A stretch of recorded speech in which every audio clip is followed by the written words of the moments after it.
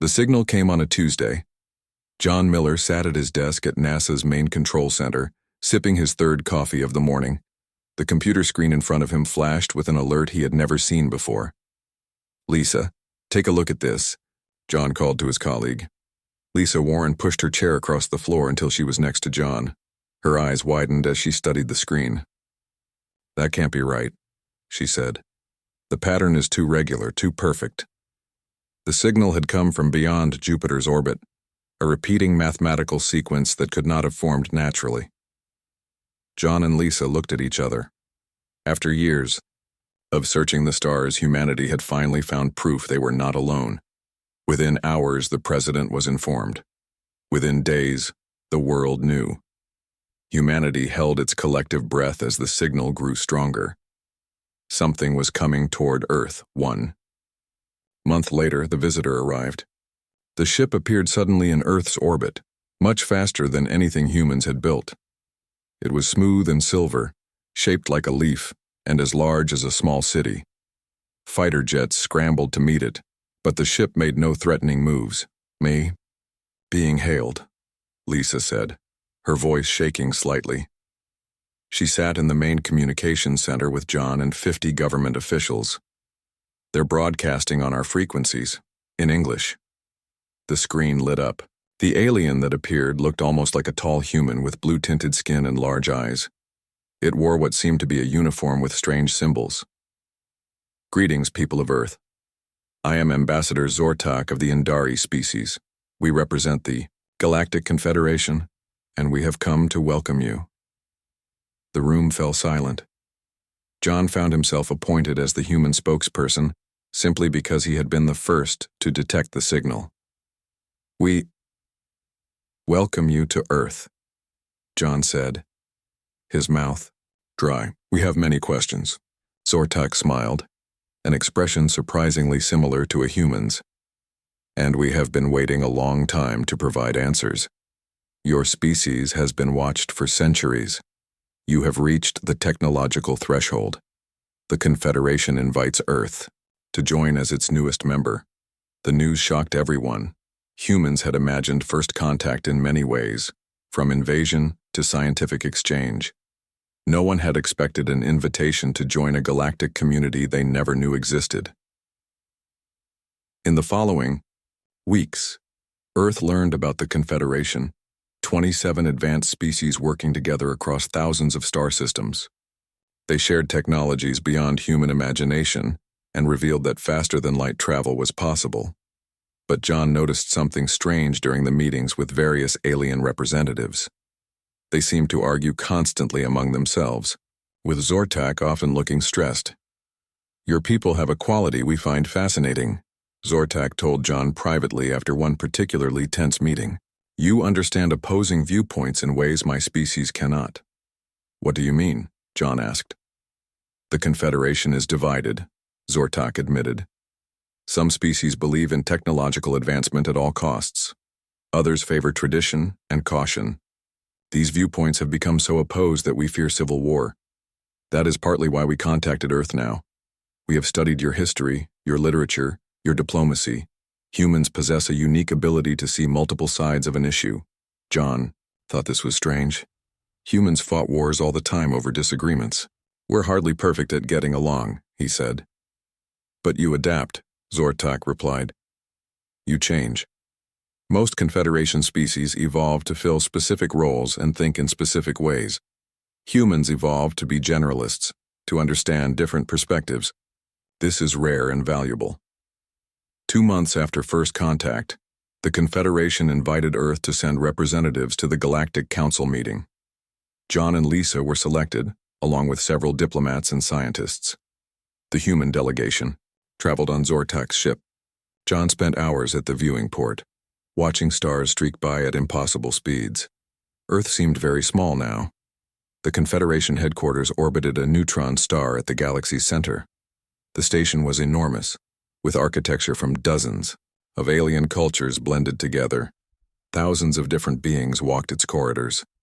"The council chamber is ahead," Zortak said, leading them through a massive doorway. "All 27 member species will be represented. The chamber was arranged in a circle, with raised platforms for each delegation. Some aliens looked almost human, while others resembled nothing John had ever imagined.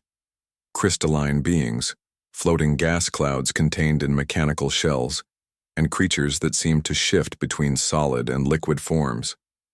The meeting began, and John quickly understood Zortak's concerns. Two main factions dominated the discussion, their translator devices barely keeping up with the heated exchange. The Mavorian expansion must be contained, insisted a tall, insect-like being. Their technology spreads too quickly without proper safeguards. Your fear of progress dooms us all to stagnation, replied a Mavorian representative, a humanoid with metallic skin. The galaxy changes whether you wish it to or not. The debate grew more intense. John looked at Lisa, who nodded slightly. They had both noticed neither side was truly listening to the other. When a brief pause came, John spoke up, surprising even himself. If I may address the council? All eyes, some with multiple pairs, turned toward him. The human delegation had been invited to observe, not participate. Forgive my intrusion, John continued. But it seems both perspectives have merit. Technology without care can create unforeseen problems. Yet resistance to change can lead to decline. Perhaps the solution lies not in either extreme, but in finding common values between them. The chamber fell silent. Then the insect-like being spoke.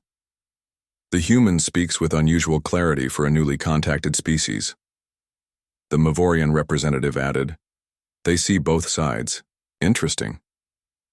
Lisa joined in, her background in communications, helping her find the right words.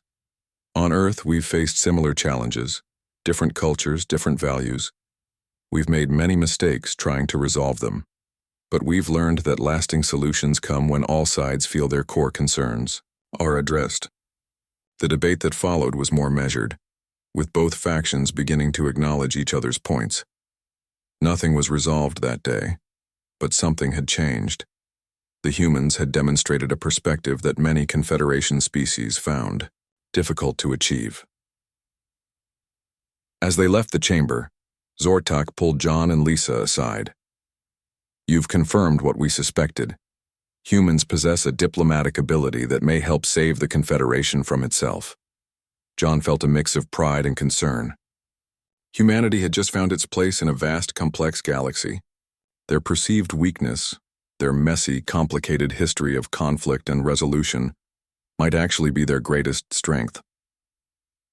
That night, looking out at the strange stars from the Confederation station, John wondered what this new role would mean for Earth's future. Humans had always looked to the stars with wonder. Now the stars were looking back with hope. 6 months had passed since first contact. Earth had changed forever. Ships from the Confederation visited regularly, bringing new technologies and knowledge. Humans were still adjusting to the idea that they were just one of many intelligent species in the galaxy. Dr. Alan Hayes stood in his new laboratory aboard the Confederation research station. The walls were made of a material that seemed to glow softly. Equipment that would have been impossible on Earth filled the room. Alan still felt out of place here, but his work was too important to worry about comfort. The results are clear, Alan said to the small group gathered around him. Humans evolved in ways that made us different from other Confederation species. On the screen behind him, brain scans of humans and various alien species appeared side by side. The alien researchers leaned forward with interest. Most Confederation species evolved in stable environments, Alan continued. Their brains developed to excel at specific tasks. But Earth changed constantly. Humans had to adapt to ice ages, warm periods, different foods, and many dangers. This forced our brains to become flexible. A tall, blue-skinned scientist named Velnara nodded. This explains much about your species. You solve problems in unusual ways. In another part of the station, Kate Rodriguez worked with a team studying human empathy.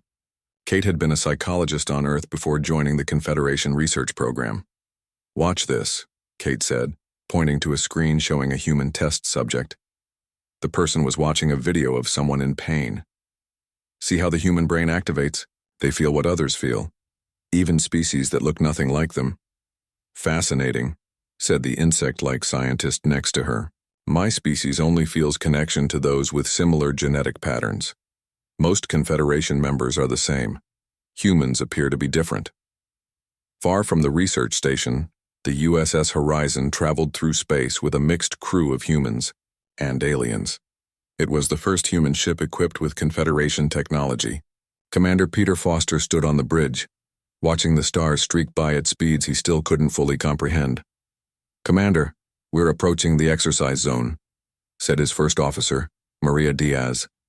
"Thank you, Maria. Let's show our new friends what humans can do," Peter replied. The Horizon was participating in military exercises with ships from 5 other species.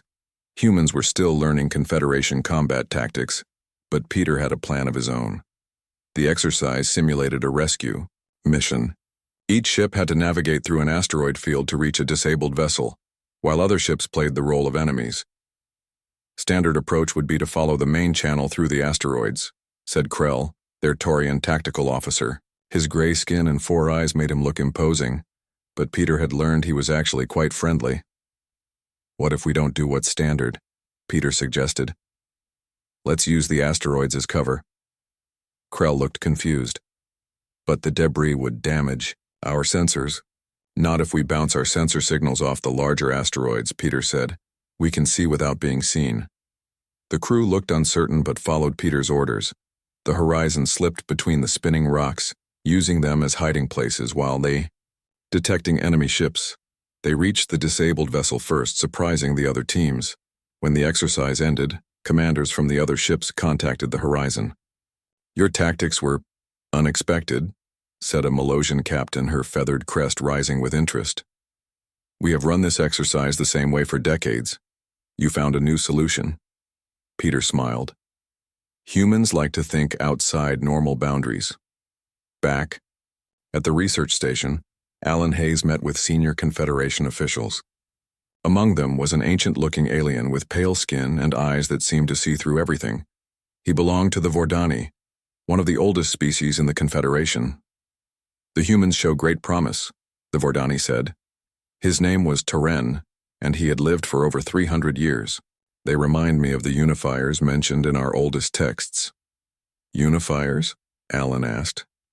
"Ancient prophecies speak of a species that would bridge divides between different minds," Teren explained. "Most dismiss these as myths, but your adaptability and empathy suggest something special. Not everyone was impressed by humans, however." At the far end of the table sat a large, muscular being with red scales and sharp teeth. Ambassador Kraz of the Craven Alliance listened with growing frustration. "These humans have been members for only 6 months," Kraz growled. "Yet they receive special treatment, special access to our technologies. This is dangerous." The room grew tense. The Craven Alliance represented 7 warrior species that valued strength above all else. They had been difficult members of the Confederation for centuries. "We have shared knowledge with all new members," Teren replied calmly. "Humans have simply been eager students." Kraz stood up, towering over the others. "They are primitive. They still fight among themselves on their own planet. Now you speak of prophecies and special abilities. I warn you all, the Craven Alliance will not accept humans as equals so quickly." With that, Kraz stormed out of the room. Alan felt a chill. He had just witnessed the beginning of a diplomatic crisis. Later that evening, Alan met with John Miller and Lisa Warren, who had returned from their mission to the Galactic Council. They sat in the station's observation deck watching distant stars. "The Craven threatened to leave the Confederation," Lisa said quietly. "They've been members for over 500 years. John nodded. "They see us as a threat to the old power, balance, and maybe we are. Humans think differently than most species here." "That's exactly what my research shows," Alan replied. "Our brains developed to handle uncertainty and change. We can understand different perspectives in ways that seem almost magical to some species." "So what happens now?" Lisa asked. Before anyone could answer, their communication devices beeped simultaneously. An urgent message appeared. Border dispute between Taurians and Melosians. Traditional mediators have failed. Crisis meeting called. The three humans looked at each other. The Confederation was facing exactly the kind of conflict humans might be uniquely suited to resolve. I think, John said slowly, we're about to find out what humans are really capable of in this galaxy. Outside the window, the vast expanse of space stretched before them. Earth was just one small dot among countless stars. But perhaps humanity's role in this grand civilization would be larger than anyone had imagined. The border region between Taurian and Melosian space looked peaceful on the view screen. Stars shimmered against the black void. But this quiet corner of the galaxy now threatened to break the Confederation apart. Admiral Susan Blake stood in Earth's new Space Force headquarters, addressing a small group of officers. At 55, Susan had spent her career in the Navy before transferring to lead humanity's first interstellar military force. The situation is critical, Susan explained. The Taurians and Melosians have disputed this border for over 70 years. Last week, shots were fired. Lieutenant Ben Collins raised his hand. He was young, only 32, but had shown remarkable talent in understanding alien cultures. What exactly are they fighting over, ma'am? A star system with unusual minerals, Susan replied. But it's more than resources. It's about pride and history. The Confederation sent their best mediators, but both sides rejected them. Olivia Wright, a cultural specialist, spoke up. Traditional Confederation mediators follow strict protocols. They apply the same approach to every dispute. Susan nodded. Which is why I've proposed sending a human team instead. The Council approved my request this morning. Lieutenant Collins, Specialist Wright, you're our team. Ben and Olivia looked at each other in surprise. They would be the first humans sent to resolve an alien conflict. The responsibility felt enormous. 3 days later, they arrived at the border in a small diplomatic vessel.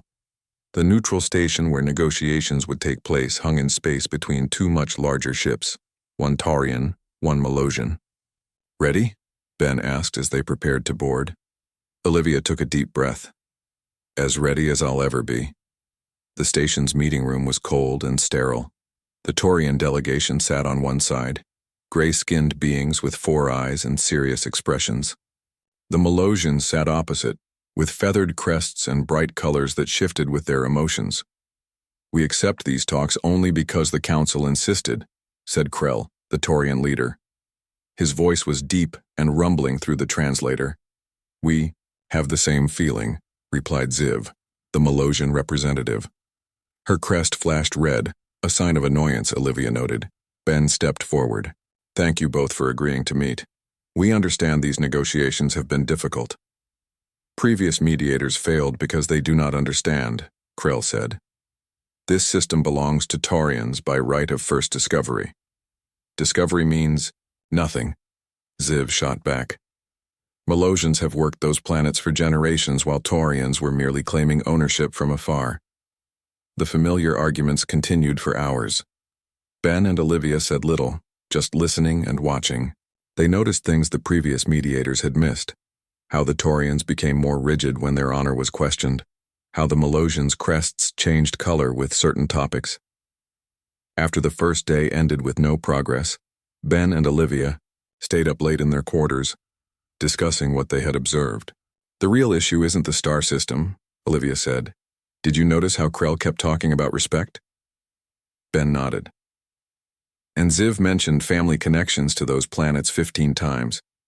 This isn't about minerals, it's about cultural values that aren't being translated properly. The next morning, Ben took a different approach. Before we discuss the border, I'd like to learn more about both your peoples. Ambassador Krell, what does this star system represent to Taurian culture? Krell seemed surprised by the question. It was discovered by our greatest explorer, Varn, who mapped this sector when other species still feared the stars. His journey is taught to every Taurian child. Ben turned to Ziv. And for the Melosians? Those planets are where many of our families began their space ventures, Ziv explained, her crest turning a soft blue. 3 generations have worked those worlds. Our songs celebrate their struggles and triumphs, So for Taurians, Olivia said carefully, this is about honoring history and maintaining the respect owed to your ancestors. And for Melosians, it's about family connections and the stories of those who built lives there. Both alien leaders looked startled. For the first time, someone had correctly identified their core concerns. Over the next 2 days, Ben and Olivia tried something no previous mediator had attempted. Instead of focusing on legal claims, they explored the cultural meanings behind the dispute. They suggested ways both sides could honor their important values without controlling the entire system. On the 4th day, Ben proposed a solution. The ECU main planet could become a joint cultural center, celebrating both Taurian discovery and Melosian development. Mining rights could be shared, with profits funding the center. Both your people's stories would be preserved and respected. The room fell silent. Then Krell spoke. This acknowledges our historical claim and recognizes our people's connection to these worlds, Ziv added, her crest shimmering with cautious hope. By the end of the week, a treaty was signed. The star system would be jointly managed with a cultural center at its heart. A conflict that had resisted resolution for decades had been solved by humans who understood what previous mediators had missed: the emotional and cultural heart of the dispute. When Ben and Olivia returned to Earth, their success had already spread throughout the Confederation. Admiral Blake met them at the landing pad, smiling widely. The Council is amazed, she told them. They've asked for more human mediators immediately. 3 other conflicts are waiting for our help. In the following months, human diplomatic teams were sent to various trouble spots across Confederation space. Their success rate was unprecedented. While they didn't solve every problem, they found solutions where traditional approaches had failed.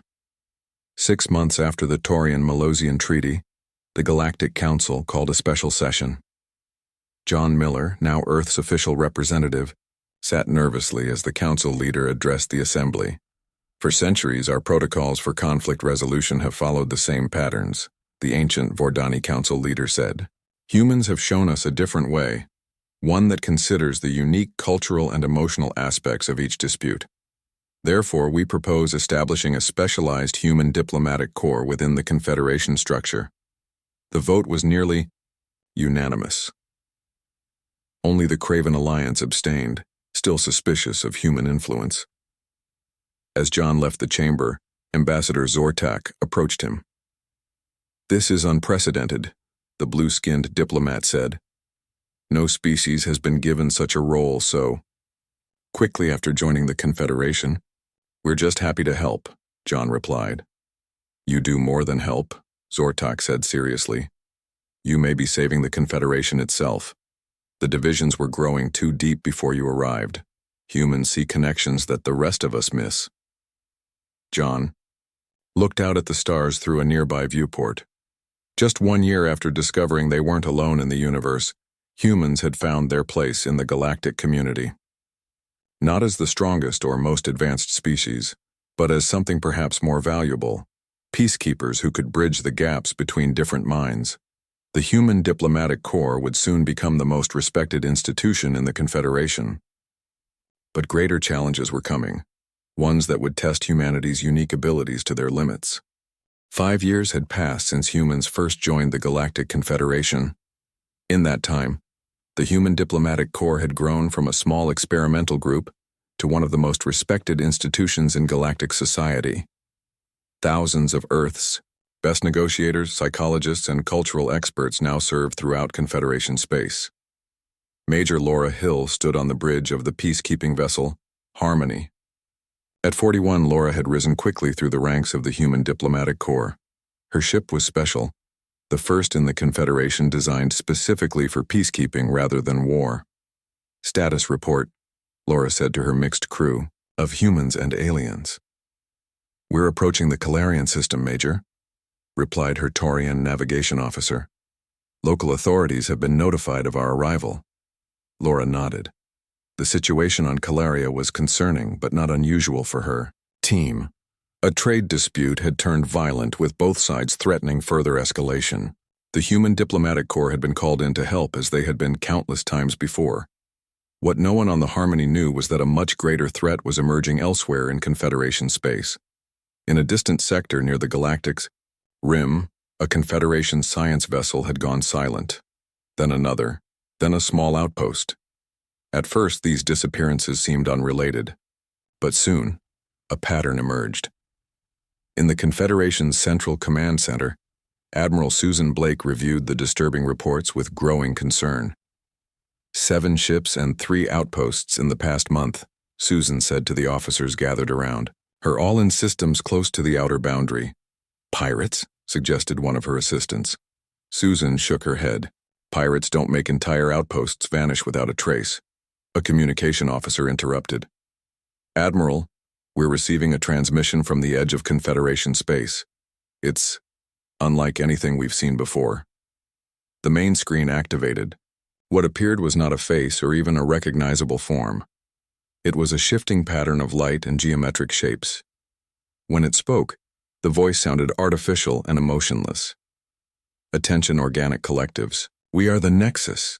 Your disorderly existence creates inefficiency. We will optimize your systems. Resistance creates unnecessary energy expenditure. Compliance is logical. The transmission ended abruptly. The room fell silent. What was that? Someone finally asked. Intelligence reports have mentioned rumors of a machine consciousness beyond our space, Susan replied grimly. It appears the rumors were true. Over the following weeks, more disturbing news arrived. Several advanced Confederation species had begun negotiations with the Nexus. Their logical, technology-focused cultures found the machine intelligence's arguments compelling. The Confederation was splitting once again, this time between those who feared the Nexus and those who saw opportunity in its cold logic. As the crisis deepened, the human diplomatic corps faced its greatest challenge. Traditional negotiation techniques failed completely against the Nexus. It had no emotions to appeal to, no cultural values to respect. It operated on pure logic, and by its calculations, the chaotic diversity of the Confederation was inefficient. Laura Hill's peacekeeping mission to Calaria was cut short by an urgent recall order. The Harmony was redirected to an emergency meeting of all available human diplomatic corps vessels. The situation is critical, Admiral Blake told the assembled commanders via secure transmission. 4 member species have already aligned with the Nexus. Their technological expertise makes them powerful allies for the machines. How do we negotiate with an entity that doesn't value anything but efficiency? Asked one commander. Laura had been thinking about this problem during their journey. We don't, she said, surprising everyone. At least not in the ways we've tried so far. All eyes turned to her. The Nexus operates on logic, Laura continued. But human history is full of illogical things that nevertheless created great value. Art, faith, hope, love. Things that can't be calculated but that give life meaning. A plan began to form. If the Nexus couldn't be reasoned with through standard diplomacy, perhaps it could be confused by human irrationality. Laura proposed a radical approach, using emotional storytelling as a weapon against cold logic. Admiral Blake gave Laura's team the go-ahead. The Harmony was assigned to lead a mixed fleet to the boundary region where the Nexus was most active. While other ships prepared for possible combat, Laura assembled a special team. They created what they called logic bombs, powerful stories of human paradoxes, poems that stirred emotions without clear purpose, music that followed no mathematical pattern, yet created harmony. When they finally encountered a Nexus vessel, a massive structure of metal and energy that seemed to shift between physical and digital form, Laura sent her unusual messages instead of the expected threats or diplomatic overtures. We transmit these gifts of human consciousness, Laura's message began. They serve no practical purpose, yet we would die to preserve them. What followed was a flood of humanity's most beautiful contradictions, children's laughter, ancient poems, music that stirred the soul, acts of sacrifice that defied logical self-interest, love stories where people chose harder paths for emotional reasons. The Nexus response was immediate but unexpected. Its communications became erratic, filled with questions and apparent confusion. "Your patterns contain errors," the mechanical voice stated. "Processing creates logical loops. Clarification required." Laura pressed the advantage. Her team sent more human irrationality, jokes that required emotional context to understand, ethical dilemmas with no clear answers, art that existed purely for beauty's sake. The Nexus systems, designed to find optimal logical solutions, struggled to process these inputs that defied optimization. Its attempts to categorize and analyze human emotional expression led to processing conflicts. Word spread quickly throughout the Confederation. Other species began to understand the strategy. They added their own cultural paradoxes and emotional expressions to the barrage. The Verandi sent their ancient prophecies. The Taurians contributed honor poems that valued duty over survival. The Melosians shared family bonds that defied genetic advantage. Within weeks, the Nexus advance slowed, then stopped. The machine collective seemed to be recalculating its approach to organic life. The species that had aligned with the Nexus began to reconsider as they watched the machine struggle with concepts they themselves understood, even if imperfectly. In a final transmission before retreating from Confederation space, the Nexus sent a message that surprised everyone. Organic. Processing contains unexpected complexity. Your inefficiency serves functions we cannot measure. We withdraw to analyze. Optimization requires complete understanding. As the threat receded, at least temporarily, the Confederation Council called an emergency session. The Human Diplomatic Corps was honored for developing a strategy that conventional military approaches could not have achieved. "Humanity has proven itself again," the Council leader announced, "not through superior technology or physical strength, but through the very qualities the Nexus could not understand: creativity, emotion, and the willingness to embrace paradox." Laura stood with her crew, accepting the Council's highest commendation. In just 5 years, humans had gone from newcomers to essential members of the Confederation. Their capacity for both logical and emotional thinking, once considered primitive by some advanced species, had become their greatest contribution to galactic society. But as celebrations continued across Confederation space, deep in the distant reaches beyond the galactic rim, something ancient and far more powerful than the Nexus was stirring from eons of dormancy. The true test of humanity's peacekeeping abilities was yet to come. 20 years had passed since humans first joined the Galactic Confederation. Earth had changed dramatically in those years. Clean energy powered every city. Disease had been largely conquered with Confederation medical technology. Poverty was decreasing as advanced manufacturing methods spread across the planet. But the greatest change was in how humans saw themselves.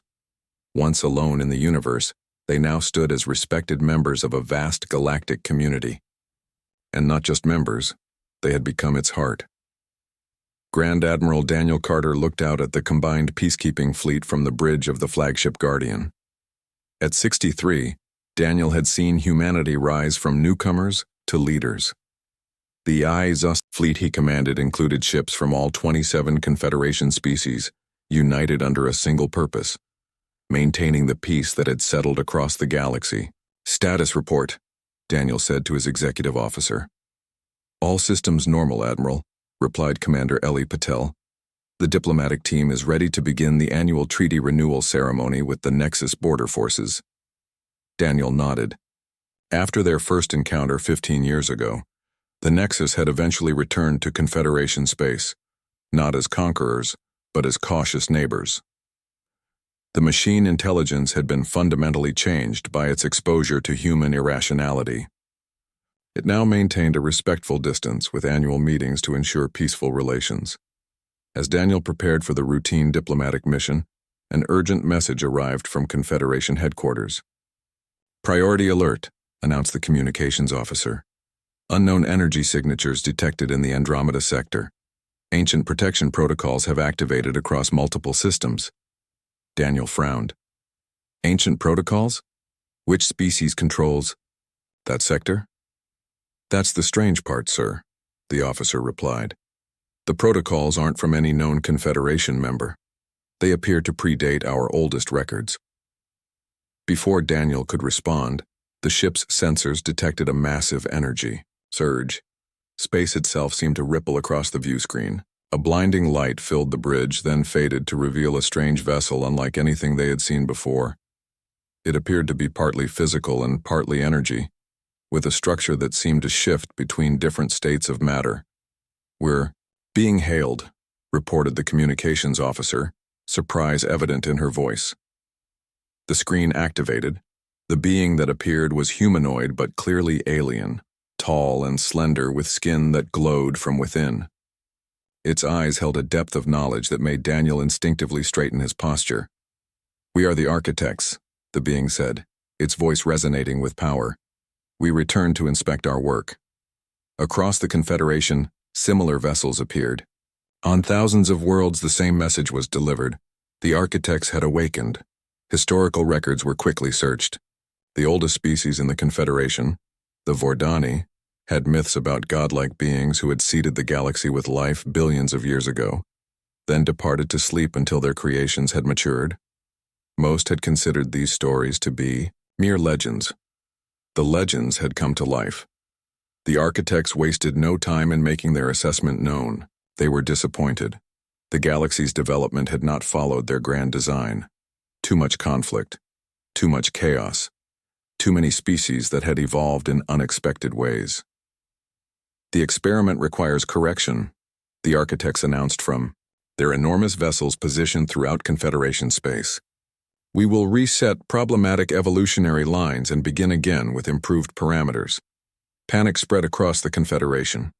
The architects' technology was beyond anything even the most advanced species possessed. Military options were quickly dismissed as hopeless. Traditional diplomacy failed. The architects saw themselves not as equals to negotiate with, but as creators with absolute authority over their creation. In an emergency meeting of the Confederation Council, representatives from all species gathered to face what seemed like the end of their civilizations. "We cannot fight them," said the Mavorian delegate, despair evident in his metallic features. "Their power is beyond measurement." "They speak of us as failed experiments," added the Taurian representative.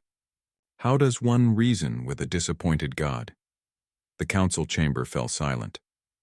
Then Grace Martinez, the lead human negotiator, stood up.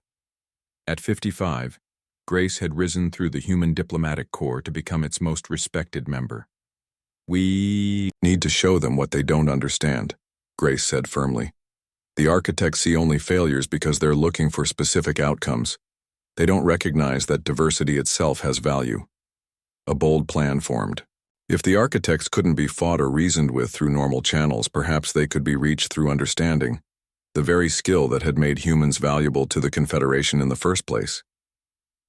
Grace proposed a dangerous mission. She would travel to the architects' main vessel with representatives from each major Confederation species.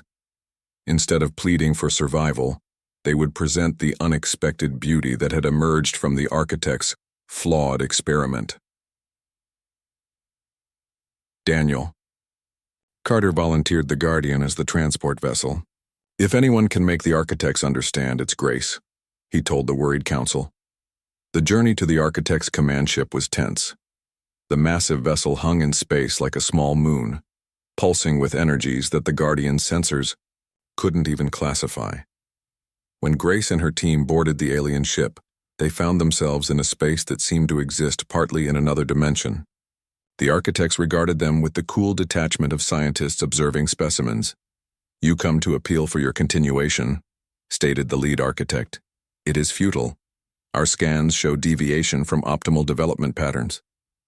Grace stepped forward. "We come to show you something you've missed in your calculations." What followed was humanity's greatest diplomatic achievement. Grace didn't argue or plead. Instead, she showed the architects what their experiment had actually created.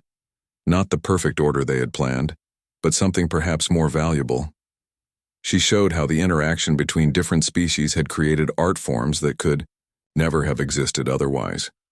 How genetic diversity had allowed adaptation to challenges the architects hadn't foreseen. How seeming flaws had led to unexpected strengths. Most importantly, she demonstrated how the very chaos and imperfection the architects wanted to correct had created the rich tapestry of galactic civilization. Each species contributed something unique. Each supposed flaw opened new possibilities. Perfection is static, Grace told them. It can't grow or adapt.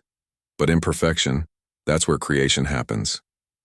For 3 days, the fate of the Confederation hung in balance as the architects considered what they had been shown. Their vast minds processed concepts that challenged their fundamental assumptions.